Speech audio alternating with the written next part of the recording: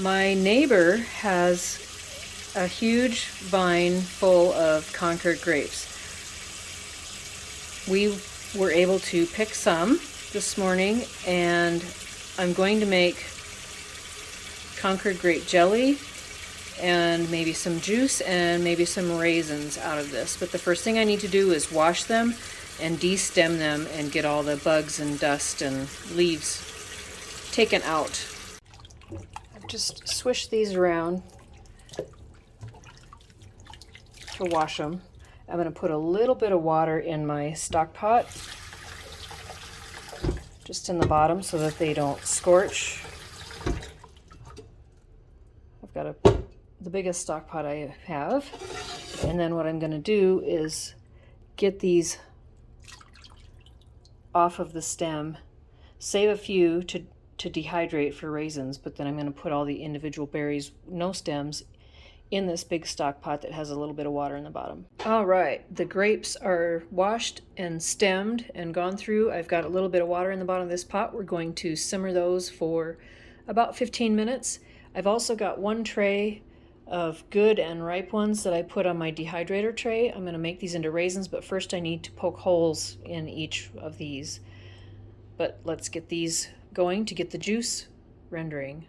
So I dumped out the tray of grapes onto a microfiber cloth, and I'm going to use, I really don't know what else to poke these with, but you want just a small poke on each one of these to have them properly dry. And I've got this little seafood fork, so this is what I'm going to use to poke holes in each one of these and then put them back on the tray.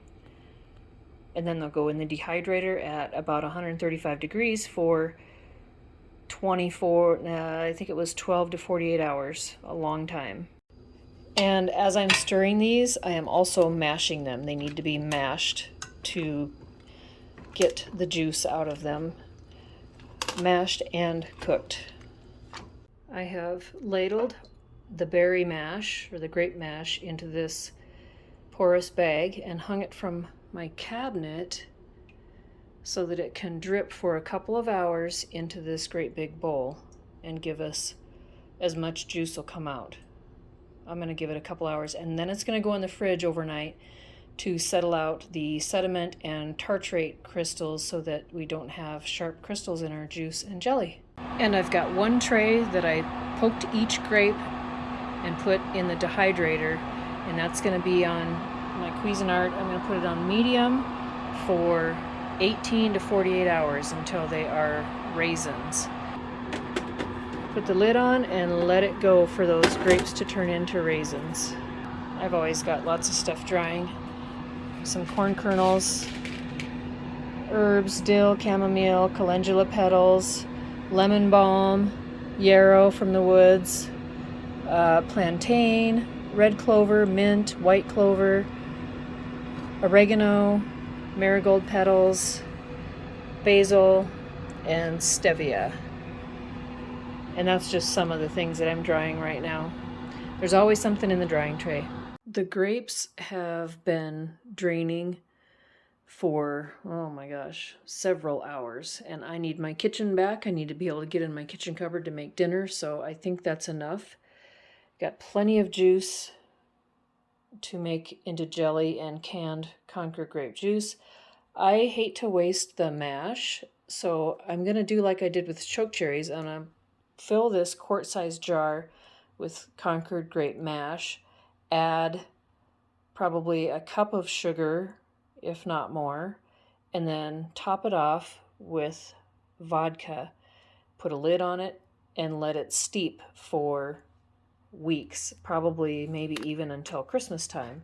And just to give you an idea of what it's going to look like, these are my choke cherries that are left over that I cooked for choke cherry wine, and that I added sugar and vodka, and it's just steeping until I'm ready to strain it and use it as a liqueur. And then whatever won't fit in the quart-sized jar, I'm going to put in the compost bin. I have used as much of the grape mash as I can, filled up this jar and layered in some sugar. Now I'm just going to pour vodka over the jar until it sinks down into all of that, and then I want about an inch of headspace. I'll jar it and then keep turning it and letting it sit for probably until Christmas, and then we'll have a nice grape liqueur. Did this last year with cranberries, you'll see in my other videos, and it was so good. The juice now from today needs to be covered with plastic wrap and put in the refrigerator, and I'm going to keep it in there for 24 hours to let the solids and crystals settle down to the bottom and not use those in my jelly and juice making. So that juice won't be processed until tomorrow night. And there we go. It's practically full. I used a spoon to try to help it go down, but we'll just cap it, keep it under the kitchen sink with the rest of my ferments, although this isn't necessarily fermenting, but it is steeping into the vodka. I've got my jars washed and waiting with super hot water in there, lids and rings, funnel washed and waiting.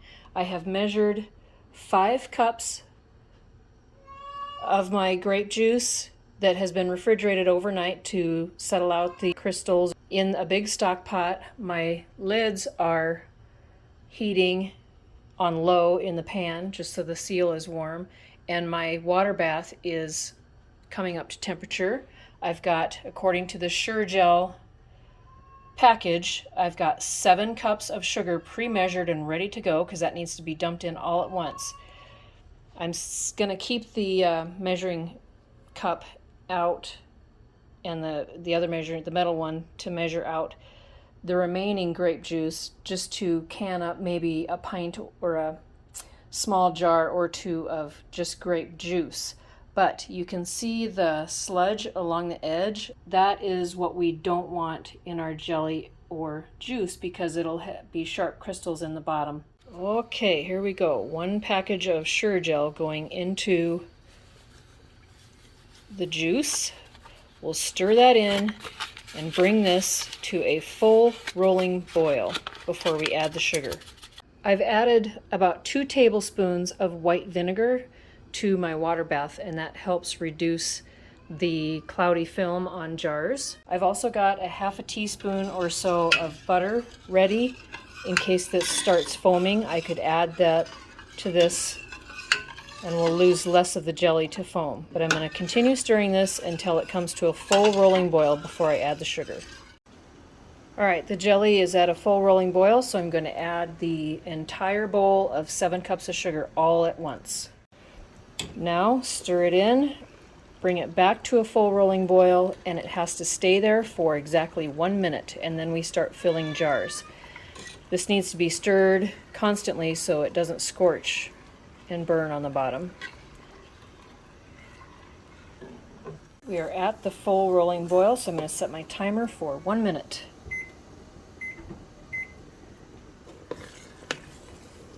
Continue stirring for that 1 minute, and then we will start filling jars to within a 1/4 inch of the top. Okay, 1 minute is up. I've got my hot jars ready to be filled. I like to get it clear over to the edge so I'm not dripping jelly down next to the stove. So we will fill each jar to within a 1/4 inch of the top.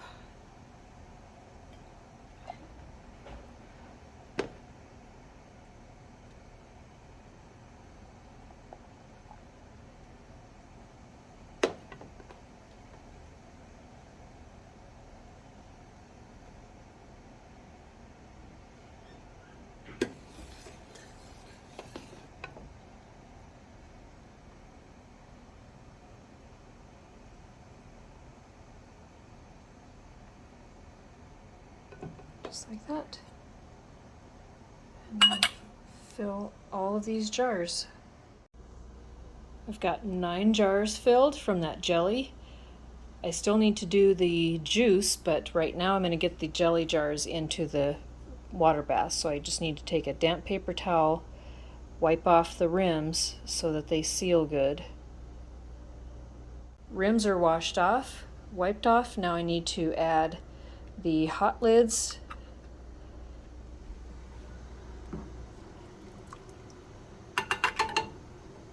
to each of these jars.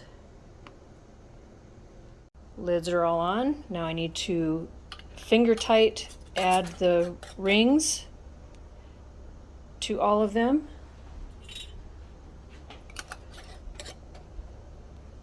Rings are on. Now we need to lower all of these into the water bath.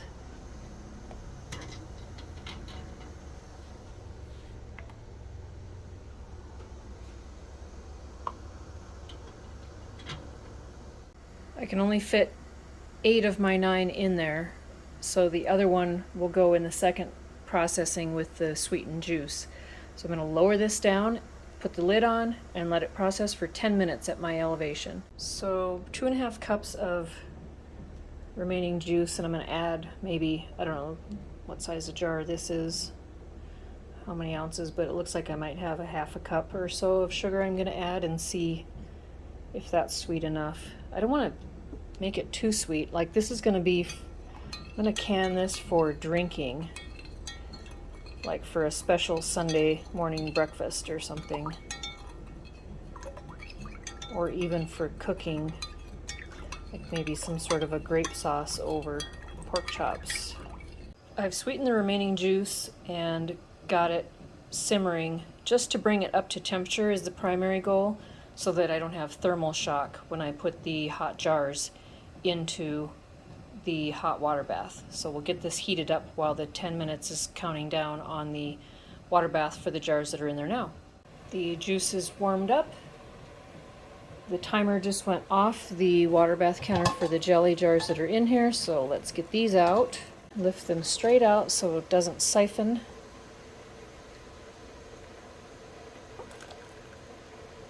Ooh. And get them over onto, I've got double towels here on my messy kitchen table to have them cool for 24 hours. They're already popping.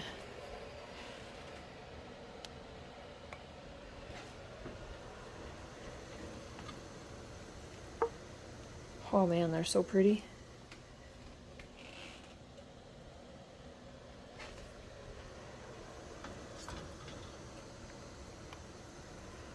That color, it's beautiful.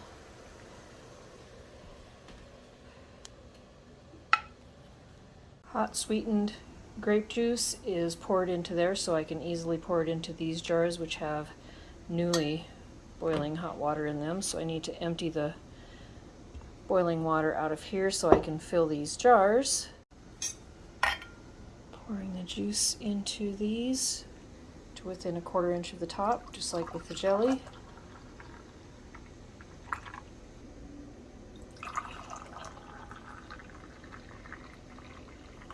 Oh, that one's a little full. That'll work though. Last one.